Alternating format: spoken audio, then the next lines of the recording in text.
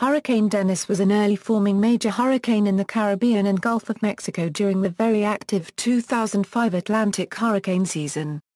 Dennis was the fourth named storm, second hurricane, and first major hurricane of the season. In July, the hurricane set several records for early-season hurricane activity, becoming the strongest Atlantic hurricane ever to form before August, a title it held for only 6 days before being surpassed by Hurricane Emily. Dennis hit Cuba twice as a Category 4 hurricane on the Saffir-Simpson Hurricane Scale, and made landfall on the Florida Panhandle in the United States as a Category 3 storm less than a year after Hurricane Ivan did so. Dennis caused at least 89 deaths in the U.S. and Caribbean and caused $2.23 billion in damages to the United States, as well as an approximately equal amount of damage in the Caribbean, primarily on Cuba. Meteorological history.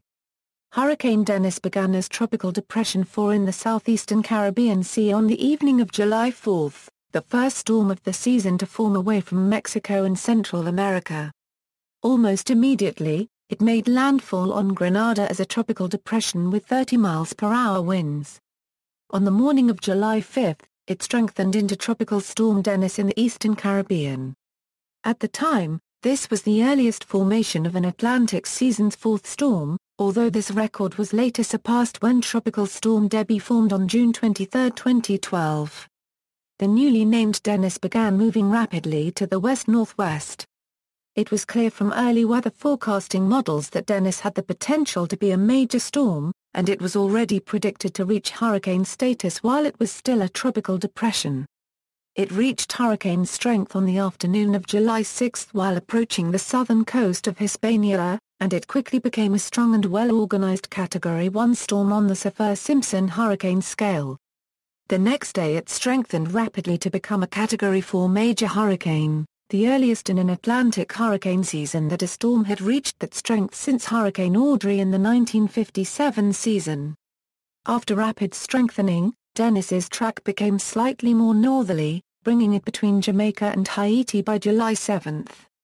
Both countries experienced high winds and heavy rain. As it approached Cuba and strengthened to just under Category 5 intensity, Dennis's track began to wobble. Meteorologists from the National Hurricane Center stated, "This type of erratic motion is not unusual for intensifying major hurricanes." On July 7, hurricane warnings were issued for Cuba at 11 a.m. EDT. Dennis made landfall near Punta del Ingle Copyrights with 140 miles per hour winds late that day, and dropped down to a Category 3 storm while crossing the peninsula. As it moved back into the Gulf of Guacanayabo, its wind speed increased to a peak of 150 miles per hour. Dennis then slammed into south-central Cuba just west of Punta Mangles Altos on July 8, again with 140 miles per hour winds. Crossing Cuba's mountainous terrain disrupted the storm's circulation, weakening Dennis to Category 1 intensity. However, NHC forecasts continued to indicate the possibility of a rebound to Category 4 status after convection was re-established, and because conditions remained favorable. This prediction was borne out when Dennis rapidly re-intensified on the afternoon of July 9 over the Gulf Loop Current, a re-intensification described by NHC as having occurred at a rate that bordered on insane. The storm reached Category 4 intensity again on the morning of July 10. At 1200 UTC, the storm reached its peak intensity of 930 millibars, surpassing Hurricane Audrey and setting a new record for the strongest storm to form prior to August. The new record stood for only 6 days before Hurricane Emily surpassed it by reaching a pressure of 929 millibars.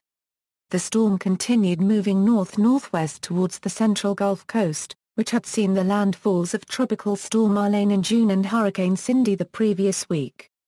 By the morning of July 10, hurricane warnings were in effect in the U.S. for the Florida Panhandle, Alabama, and Mississippi, with tropical storm warnings extending further east and west along the coast.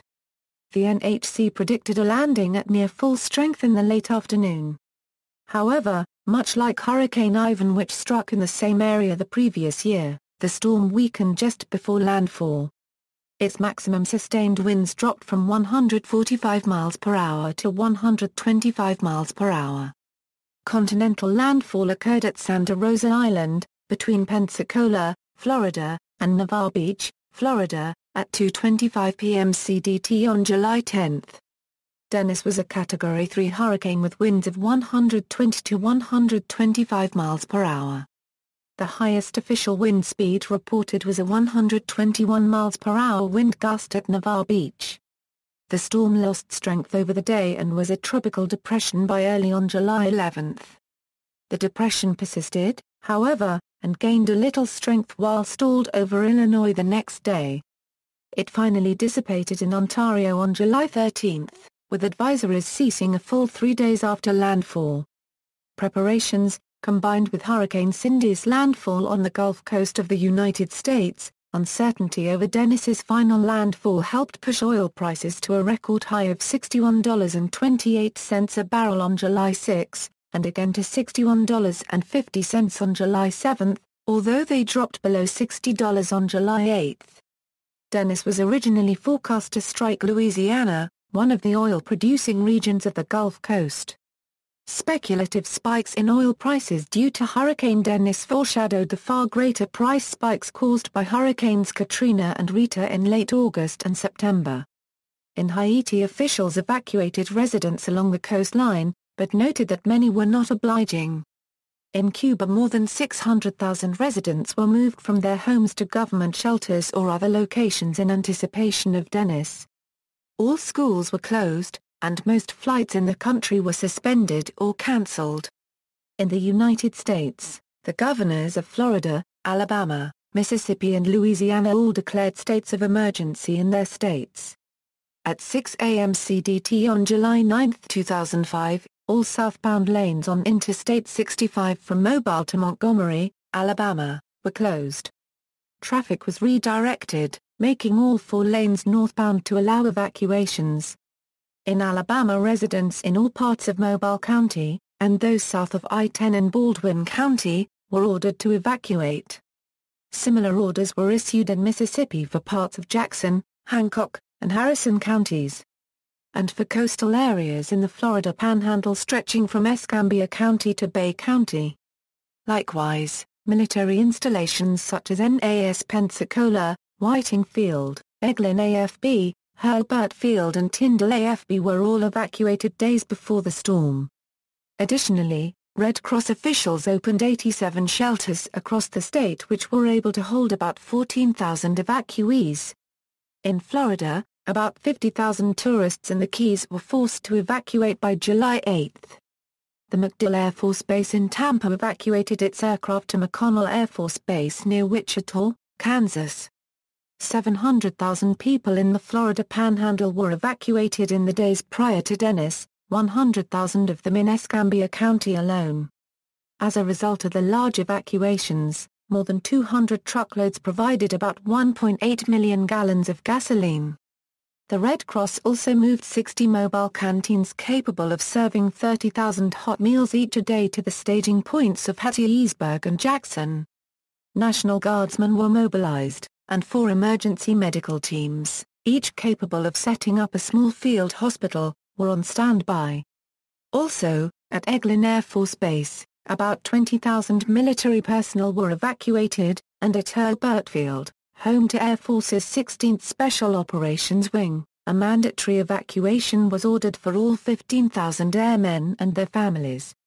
Impact: Hurricane Dennis caused $6 billion and at least 89 deaths in its path past Haiti, Jamaica, Cuba, and the United States. Caribbean Dennis first affected Jamaica while still a weak storm. 1 person was killed there and damage was estimated at $32 million. In Haiti, the Pan American Health Organization reports that 56 deaths and 36 injuries occurred. The storm also destroyed 929 homes and damaged another 3,000, leaving 1,500 families homeless. Among the dead were 16 who were killed when a bridge collapsed during the hurricane. Furthermore, 24 persons are still listed as missing. From there the storm moved to Cuba, leaving 16 people dead and $1.4 billion in damages as it roared through the island, flattening houses and downing trees and power lines.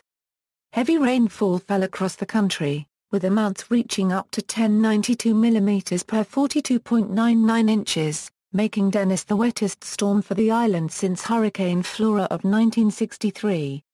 According to reports from the Cuban government, 120,000 homes were damaged, 15,000 of which were destroyed. The citrus and vegetable industries were also devastated as Cuba's primary agricultural regions were the hardest hit. Nonetheless, Fidel Castro publicly refused U.S. aid after the storm in protest of the ongoing U.S. trade embargo against Cuba, stating that, if they offered $1 billion we would say no.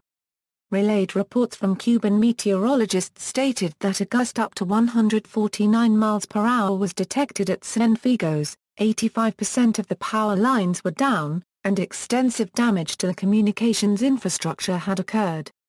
Dennis was more destructive than the previous year's Hurricane Charlie and was widely regarded as the worst hurricane to strike Cuba since Hurricane Flora in the 1963 season. United States. In the United States, damage was not as high as originally expected, mainly because Dennis was more compact and moved more quickly than initially forecast. Dennis made landfall approximately 30 miles to the east of where Hurricane Ivan had made landfall 10 months before, but did not cause as much damage as Ivan, due to its quicker speed, compact size, and because the area was not fully rebuilt. Dennis moved about 7 miles per hour faster than Ivan at landfall, and at hurricane force winds that only extended 40 miles from its center, compared to Ivan's 105 miles. During the height of the storm, Dennis produced storm surges as high as 9 feet in the Apalachee Bay region, and as high as 7 feet on the Florida Panhandle, and left 680,000 customers without electricity in 4 southern states. In southern Florida, damage was mostly limited to moderate wind gusts. In Miami-Dade County, gusty winds knocked out several traffic lights along US 1, the only route to and from the Florida Keys. A man died in Fort Lauderdale when he stepped on a downed electrical wire and was electrocuted.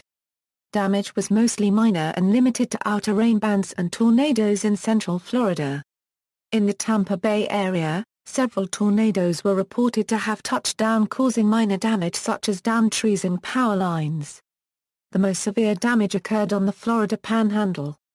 At Navarre Beach, sustained winds of 98 miles per hour were reported with a peak gust of 121 miles per hour, while a tower at the Pensacola airport reported sustained winds of 82 miles per hour and a peak gust of 96 miles per hour.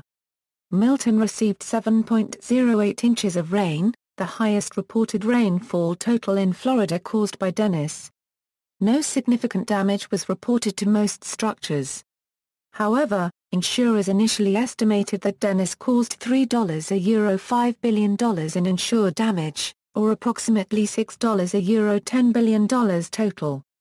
However, the NHC's tropical cyclone report reported total damage in the United States as only $2.23 billion with $1.115 billion of insured damage. In Alabama, sustained winds reached minimal hurricane force in the interior of the state. In total, 280,000 people in Alabama experienced power outages during the storm. No deaths occurred, although Dennis caused 3 injuries and total damage amounted to $127 million, mostly due to structural damage. There was also severe damage to cotton crops. In Mississippi, damage was not as severe as previously anticipated. As Dennis impacted the state, a storm tide of 2 ft 4 feet above normal was reported. Rainfall from the hurricane averaged between 1 5 inches, and minimum barometric pressure of 994.2 megabytes was reported near Pascagoula. Wind gusts peaked at 59 miles per hour, causing several hundred trees to uproot or snap, damaging a total of 21 homes and businesses. Dennis caused at least 10 tornadoes in the U.S., although only one of them reached F1 status on the Fujita scale. The storm dropped over 10 inches of rain in some areas of Alabama and Georgia.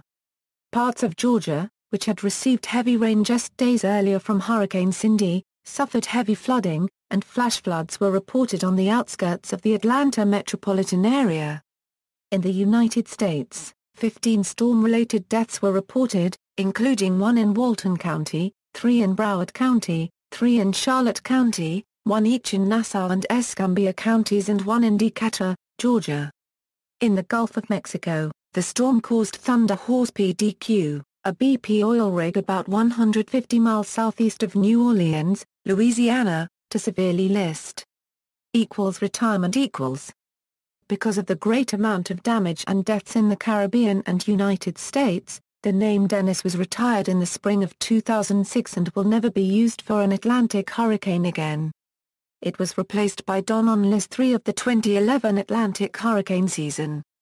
See also: Center for Natural Hazards Research at East Carolina University, List of Florida hurricanes, List of retired Atlantic hurricane names, List of wettest tropical cyclones by country. Cuba since 1963, List of wettest tropical cyclones in the United States, List of Category 4 Atlantic hurricanes. References. External links: National Hurricane Center Tropical Cyclone Report on Dennis. A final report issued by the National Hurricane Center regarding Hurricane Dennis, including synoptic history, meteorological statistics, casualties and damage, forecasting critique, and information tables. The National Hurricane Center's archive on Hurricane Dennis, radar animation of landfall in Florida, the Hydrometeorological Prediction Center's archive on Hurricane Dennis.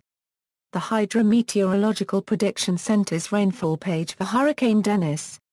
Historic images of Florida hurricanes.